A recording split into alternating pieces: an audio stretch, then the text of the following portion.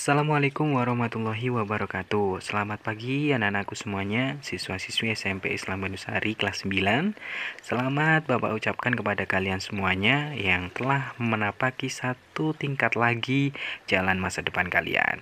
Tentunya di tingkat ke-9 ini ya, kalian membutuhkan semangat baru untuk terus belajar walaupun di masa pandemi seperti sekarang.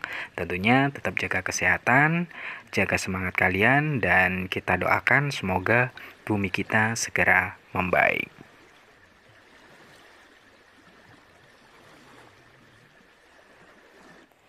Anak-anakku semuanya, kalau kita berbicara tentang semangat belajar, sebenarnya kalau dalam bahasa psikologi, kita lagi membahas tentang konsep motivasi. Jadi dalam pembahasan kali ini Bapak akan membahas gimana sih caranya agar kamu bisa semangat atau termotivasi untuk belajar.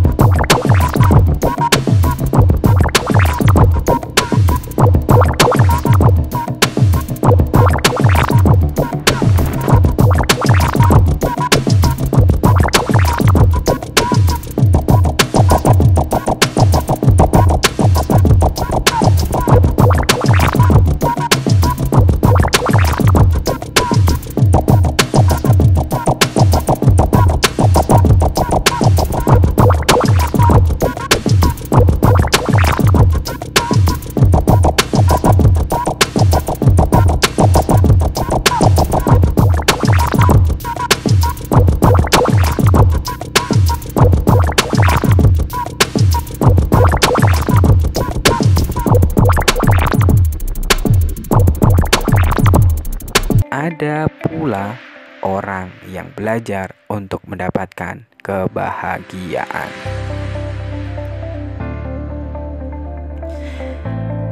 Ada orang yang belajar karena rasa ingin tahu terhadap dunia. Ada juga orang yang belajar karena passion pada ilmu tersebut. Dan ada juga orang yang belajar karena having fun, ya karena menurut mereka belajar itu menyenangkan.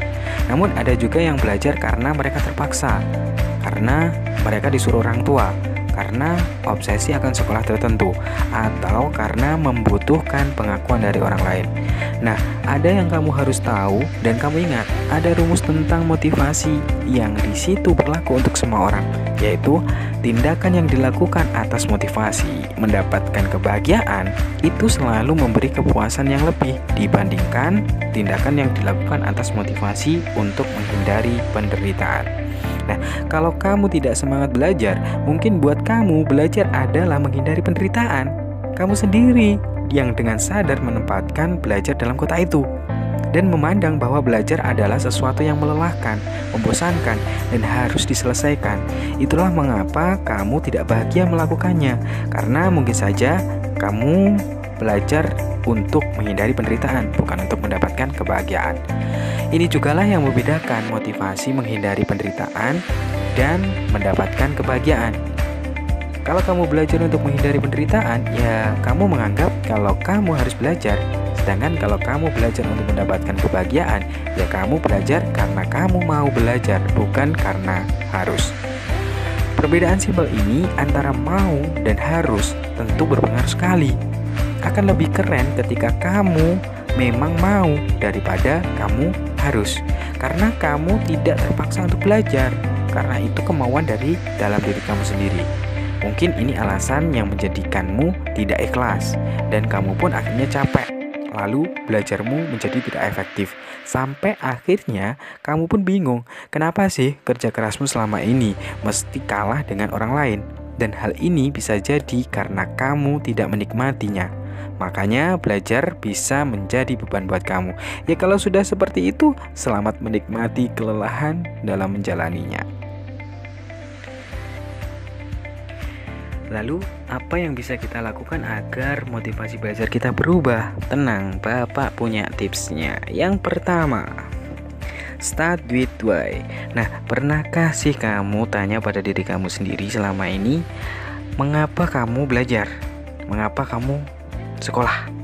Nah, banyak banget orang yang bingung kalau ditanya atau tanya ke dirinya sendiri akan hal ini. Dan kalau sudah seperti ini, jangan-jangan alasan mengapa kamu tidak termotivasi atau tidak semangat dalam belajar, ya karena selama ini kamu belajar tapi tidak tahu kenapa kamu belajar.